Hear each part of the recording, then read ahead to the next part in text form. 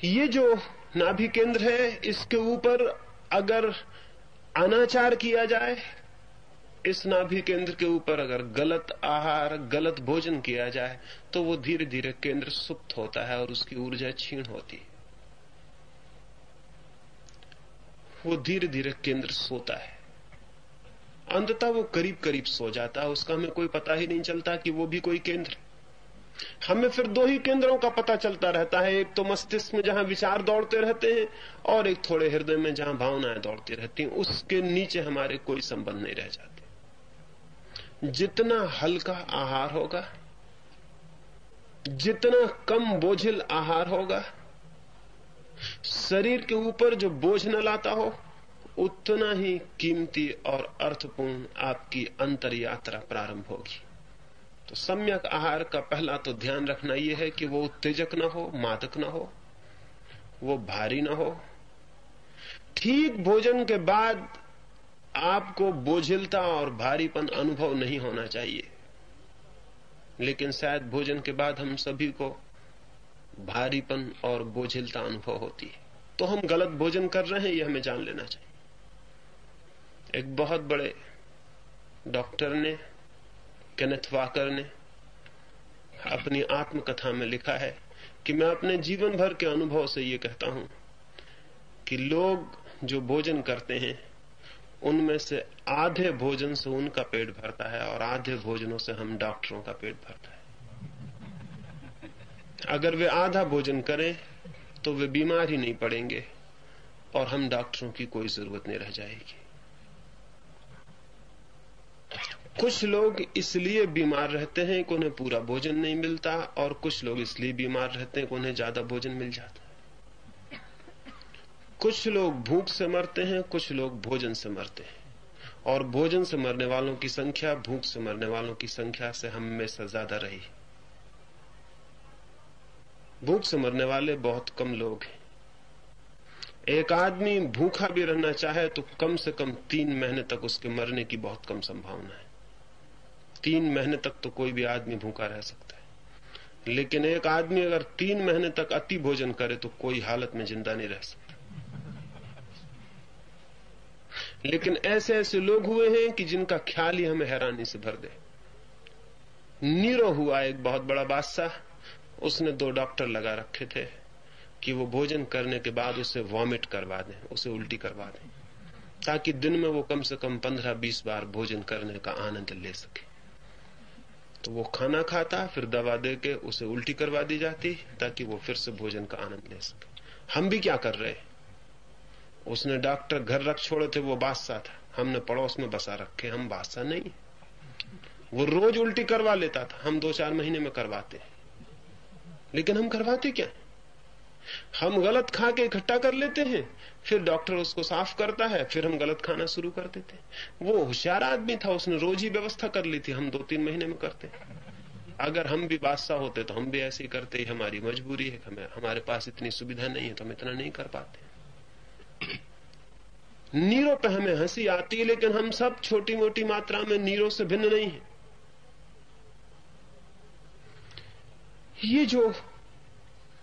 ये जो हमारी असम्यक दृष्टि है भोजन के प्रति, ये भारी पड़ती चली जा रही है, ये बहुत महंगी पड़ती चली जा रही है।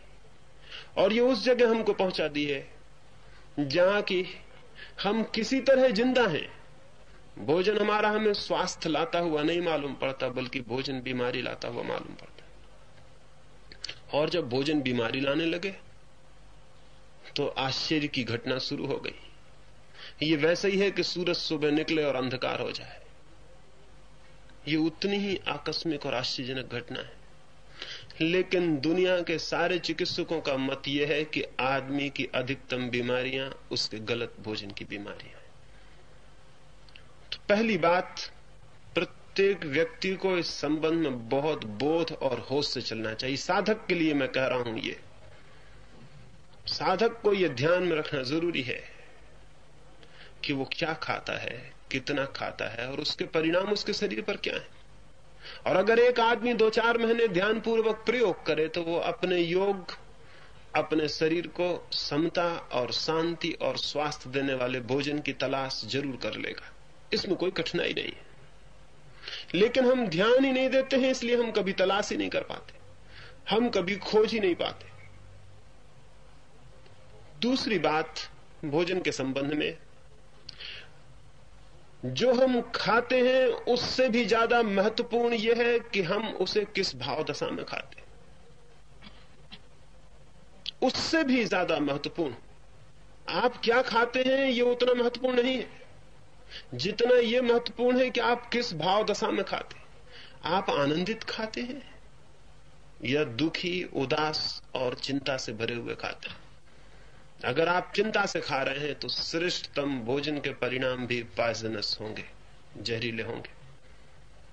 और अगर आप आनंद से खा रहे हैं तो कई बार संभावना भी है कि जहर भी आप पर पूरे परिणाम न ला पाए, इसकी बहुत संभावना है।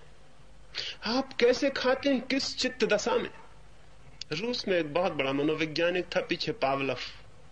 उसने जानवरों पर कुछ प्रयोग किए और वो इस नतीजे पे पहुंचा जो बड़े हैरानी का है। वो कुछ कुत्तों पे प्रयोग कर रहा था, कुछ बिल्लियों पे प्रयोग कर रहा था। उसने एक बिल्ली को भोजन दिया और सामने उसके एक्सरे मशीन लगा रखी थी जिससे वो देख रहा था कि उस बिल्ली के पेट में क्या हो रहा है भोजन के बाद। भोजन पेट में गया और भोजन के जाते ही पेट ने उस भोजन को पचाने वाले रस छोड़े, तभी एक कुत्ते को भी खिड़की के भीतर ले आया गया। कुत्ता भौंका, बिल्ली देख के डर गई और एक्सरे की मशीन ने बताया कि उसके रस भीतर छूटने बंद हो गए, पेट बंद हो गया, सिकुड़ गया। फिर कुत्ते को बाहर निकाल दिया गया, लेकिन 6 घंटे तक पेट उसी हालत में पड़ा रहा। फिर भोजन के पचाने की क्रिया शुरू नहीं हुई और 6 घंटे में भोजन सब शांत हो गया। और 6 घंटे के बाद जब रस छूटने शुरू हुए तो वो भोजन सब ठंडा हो चुका था। उस भोजन को पचाना कठिन हो गया था। बिल्ली के मन में चिंता पकड़ गई कुत्ते की मौजूदगी, और पेट ने अपना काम बंद कर दिया। हमारी हालत क्या होगी? हम तो चिंता में ही 24 घंटे जीते। तो हम जो भोजन करते होंगे वो कैसे पच जाता है, ये मिरेकल है, ये बिल्कुल चमत्कार है। ये भगवान कैसे करता है, हमारे बावजूद करता है। हमारी कोई इच्छा उसके पचने की नहीं है। ये कैसे पच जाता है, ये बिल्कुल आश्चर्य ही है। और हम कैसे जिंदा रह लेते हैं, ये भी एक आश्चर्य है। भाव दशा आनंदपूर्ण, प्रसादपूर्ण निश्चित ही होनी चाहिए, लेकिन हमारे घरों में हमारे भोजन की जो टेबल है या हमारा चौका जो है वो सबसे ज्यादा विषादपूर्ण अवस्था में।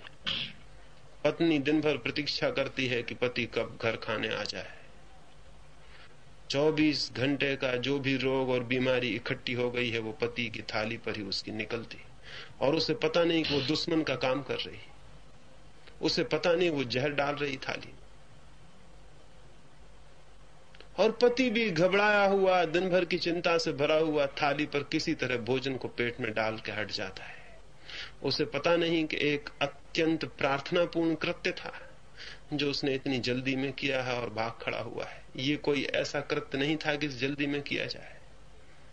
ये उसी तरह किए जाने योग्य था जैसे कोई मंदिर में प्रवेश करता है, जैसे कोई प्रार्थना करने बैठता है, जैसे कोई वीणा बजाने बैठता है, जैसे कोई किसी को प्रेम करता है और उसे एक गीत सुनाता है।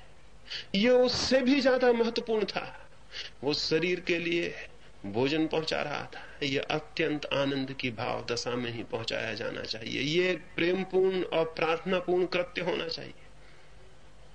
जितने आनंद की, जितनी निश्चिंत और जितनी उल्लास से भरी भाव दशा में कोई भोजन ले सकता है, उतना ही उसका भोजन सम्यक होता चला जाता है। हिंसक भोजन यही नहीं है कि कोई आदमी मांसाहार करता हो। हिंसक भोजन यह भी है कि कोई आदमी क्रोध से आहार करता हो। ये दोनों ही वायलेंट, ये दोनों ही हिंसक है। क्रोध से भोजन करते वक्त, दुख में, चिंता में भोजन करते वक्त भी आदमी हिंसक आहार ही कर रहा है, क्योंकि उसे इस बात का पता ही नहीं है कि वो जब किसी और का मांस लाके खा लेता है तब तो हिंसक होता ही है, लेकिन जब क्रोध और चिंता में उसका अपना मांस भीतर जलता हो तब वो जो भोजन कर रहा है वो भी अहिंसक नहीं हो सकता है, वहां भी हिंसा मौजूद है। सम्यक आहार का दूसरा हिस्सा है कि आप अत्यंत शांत, अत्यंत आनंदपूर्ण अवस्था में भोजन करें, और अगर ऐसी अवस्था न मिल पाए तो उचित है कि थोड़ी देर भूखे रह जाएं, उस अवस्था की प्रतीक्षा करें। जब मन पूरा तैयार हो तभी भोजन पर उपस्थित होना जरूरी है। कितनी देर मन तैयार नहीं होगा, मन के तैयार होने का अगर ख्याल हो तो एक दिन मन भूखा रहेगा। कितनी देर भूखा रहेगा? मन को तैयार होना पड़ेगा। मन तैयार हो जाता है, लेकिन हमने कभी उसकी फिक्र नहीं की। हमने भोजन डाल लेने को बिल्कुल मैकेनिकल, एक यांत्रिक क्रिया बना रखी है कि शरीर में भोजन डाल देना है और उठ जाना है। वो कोई साइकोलॉजिकल प्रोसेस, वो कोई मानसिक प्रक्रिया नहीं रही है। ये घातक बात है। शरीर के तल पर सम्यक आहार स्वास्थ्यपूर्ण हो, अनुत्तेजनापूर्ण हो, अहिंसक हो, और चित्त के आधार पर आनंदपूर्ण चित्त की दशा हो, प्रसादपूर्ण मन हो, प्रसन्न हो, और आत्मा के तल पर कृतज्ञता का बोध हो, धन्यवाद का भाव हो। ये तीन बातें भोजन को सम्यक बनाती हैं। मुझे भोजन उपलब्ध हुआ है, ये बहुत बड़ी धन्यता है। मुझे एक दिन और जीने को मिला है, ये बहुत बड़ा ग्रेटिट्यूड है। आज सुबह में फिर जीवित उठाया हूं, आज फिर सूरज ने रोशनी की है, आज फिर चांद मुझे देखने को मिलेगा, आज मैं फिर जीवित हूं। जरूरी नहीं था कि मैं आज जीवित होता, आज मैं कब्र में भी हो सकता था, लेकिन आज मुझे फिर जीवन मिला है। और मेरे द्वारा कुछ भी कमाई नहीं की गई जीवन पाने को, जीवन मुझे मुफ्त मिला है। इसके लिए कम से कम धन्यवाद का, मन में अनुग्रह का, ग्रेटिट्यूड का कोई भाव होना चाहिए। भोजन हम कर रहे हैं, पानी हम पी रहे हैं, श्वास हम ले रहे हैं, इस सब के प्रति अनुग्रह का बोध होना चाहिए। समस्त जीवन के प्रति, समस्त जगत के प्रति, समस्त सृष्टि के प्रति, समस्त प्रकृति के प्रति, परमात्मा के प्रति एक अनुग्रह का बोध होना चाहिए कि मुझे एक दिन और जीवन का मिला, मुझे एक दिन और भोजन मिला, मैंने एक दिन और सूरज देखा, मैंने आज और फूल खिले देखे, आज मैं और जीवित था। रविंद्रनाथ की मृत्यु आई, उसके 2 दिन पहले उन्होंने कहा कि हे परमात्मा, मैं कितना अनुग्रहित हूं, कैसे कहूं। तूने मुझे जीवन दिया जिसे जीवन पाने की कोई भी पात्रता ना थी। तूने मुझे श्वासें दी जिसके श्वास पाने का कोई अधिकार ना था। तूने मुझे सौंदर्य के आनंद के अनुभव दिए जिनके लिए मैंने कोई भी कमाई ना की थी।